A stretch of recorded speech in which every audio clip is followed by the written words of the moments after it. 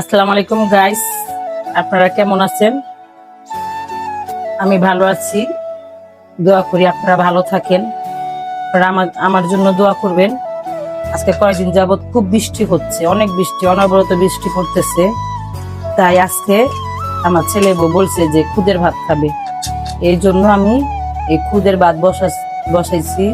তারপরে কাঁঠালের বিচি ভর্তা করব, ডালের ভর্তা করব, শুটকি ভর্তা করব, আর কালিজিরা ভর্তা করব। কালিজিরা নাই, কালিজিরা নিচে আনতে গেছেন, নিচে গেছে কালিজিরা আনার জন্য। ডাল ভর্তা, কালিজিরা ভর্তা, কাঁঠালের বিচির ভর্তা, শুটকি ভর্তা, আমরা এগুলা ভর্তা করব। আজকে আমরা দুপুরে খুদের ভাত খাবো। বৃষ্টি, তার জন্য আমরা আজকে খুদের ভাত পাকাচ্ছি।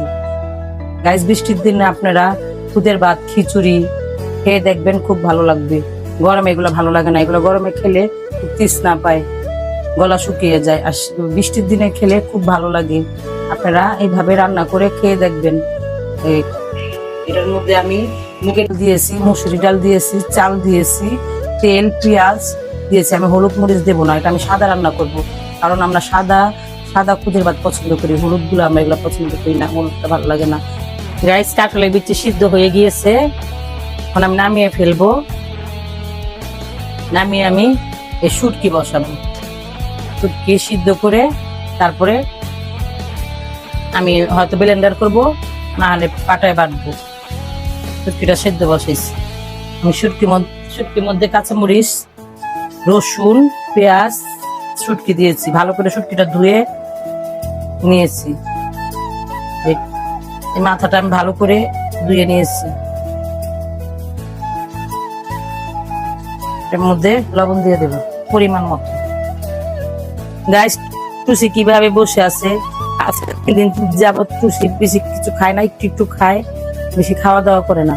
আপনারা আমাদের টুসির জন্য দোয়া করবেন। দেখেন, ও অনেক দুষ্ট হয়ে গিয়েছে, অনেক দুষ্ট হয়ে গিয়েছে। ওকে কথা শুনোস না কেন? তুই কথা শুনোস না কেন? ও খাবার বানা দেয়, খায় না, শুধু টোকায় ওইটা টোকায়, ওটা টোকায়, কিন্তু খাবার বানা দিলে খাবার খায় না। ওই দেখেন কি করে, ও দেখেন কি করে, ও এটাই খাবে। দেখেন কিভাবে শুয়ে গেছে। গাইস, আমার শুটকিটা হয়ে আসছে। এটার মধ্যে আমি পেঁয়াজ, রসুন, কাঁচামরিচ, আমি শুকনা মরিচ দেবো না, ভর্তাটা আমরা সাদা খাবো। আর একটু তেল দিয়েছি, তেলটা দিলে ভর্তাটা একটু আঠালো হয়, তাহলে ভর্তাটা টেস্টি হয়। একটু তেল দিয়েছি। এখন পানিটা শুকিয়ে গেলে আমি নামিয়ে এটাকে বেটে নেব। শুটকিটা গাইস ভাজা ভাজা হয়ে গিয়েছে। এখন আমি শুটকিটা নামিয়ে ফেলবো। তেলে আগ উঠায় নেব। এভাবে যদি শুকনা মরিচটা তেলে উঠায় নেন, আমি শুকনা মরিচ 4টা দিচ্ছি। আপনারা ভর্তার পরিমাণ মতো দিবেন। আমরা তো ঝাল কম খাই, এই জন্য আমি 4টা শুকনা মরিচ দিচ্ছি। আমরা ঝাল কম খাই জন্য 4টা দিচ্ছি। আপনি আপনার ভর্তার পরিমাণ মতো, আপনি যেভাবে ঝাল খান আপনি এরকম করে দিবেন। আমি পেঁয়াজ দিয়ে দেব।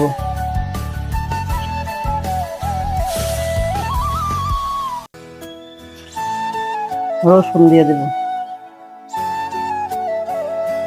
আমি ভর্তাটা তেলের মধ্যে বাটবো। আমি কালিজিরা ভর্তাটা পানি দেব না, শুধু তেলের মধ্যেই বাটবো, পানি ছাড়া, পানি দেবো না এটার মধ্যে।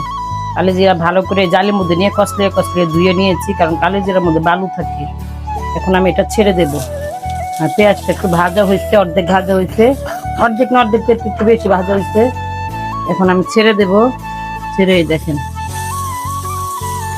এভাবে কালিজিরাটাকে ভেজে নেব।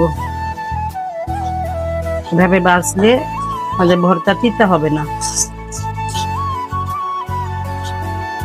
আমি শুকনা মরিচ গুলাও কালিজিরা দিয়ে দেব। এর মধ্যে পরিমাণ মতো লবণ দিয়ে দেব। আমি এই ভর্তায় পানি দিব না, শুধু তেলের উপরেই ভাজবো। আপনি ভাজাটা যখন বেশি ভাজবেন না, বেশি কম না, বেশিও না। যখন কালিজিরা থেকে পাটপাট আওয়াজ আসবে, তখন আপনি নামায় ফেলবেন, না হলে ভর্তা তিতা হয়ে যাবে। গাইস, আমি প্রথমে শুটকি ভর্তাটা বেটে নেব। আমার একটা ছোট পাটা, আমার বড় পাটাও আছে, কিন্তু আমি বড় পাটা টানাটানি করতে পারি না, নামাতে উঠাতে পারি না, ভারী। ওই জন্য ছোট পাটায় বাটি। ব্লেন্ডারে ভর্তা বানালে ভর্তা টেস্টটা হয় না, মজা হয় না, ওই জন্য ব্লেন্ডারে করবো না। গাইস, এখন আমি কাঁঠালের বিচি ভর্তা করবো। আমি শুকনো মরিচগুলো ভালো করে মিহিন করে বেটে নেব। আমার ভালো করে ভাজা হয়ে গিয়েছে, পরিমাণ মতো লবণ দিয়ে দেবো। তারপরে আমি কাঁঠালের বিচিগুলা এভাবে ছেঁচে নেব। সবগুলি কাঁঠালের বিচি এইভাবে ছেঁচে নেব। কাঁঠালের বিচি আমার মিহিন করে বাটা হয়ে গিয়েছে, এর মধ্যে একটু পানি দিয়েছি।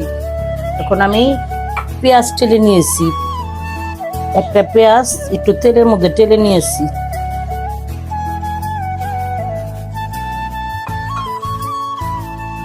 পেঁয়াজটি এভাবে ছেঁচে, পেঁয়াজগুলো আমার ছেঁচা হয়ে গিয়েছে। এখন এই ভর্তাগুলো পেঁয়াজের সাথে মাখিয়ে নেব। পাটাটা আমার ছোট হয়ে গিয়েছে, বড় পাটা আছে, নামানো উঠানোর জন্য আমি বের করি। শেষ, এখন আমি কালি জিরা ভর্তা বাটবো। আমি আগে শুকনো মরিচগুলো বেটে নেব।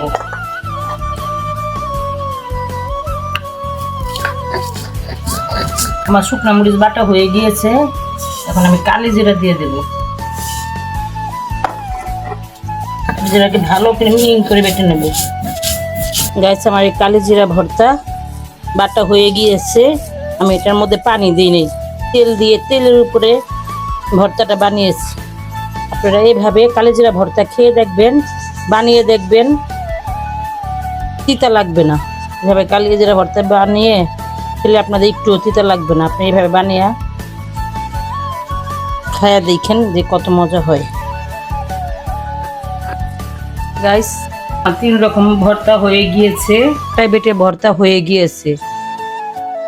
গাইস, আমার এই ভর্তা রেসিপি যদি আপনার ভালো লাগে থাকে, তাহলে আপনার like, comment, share, follow, subscribe করে দিবেন।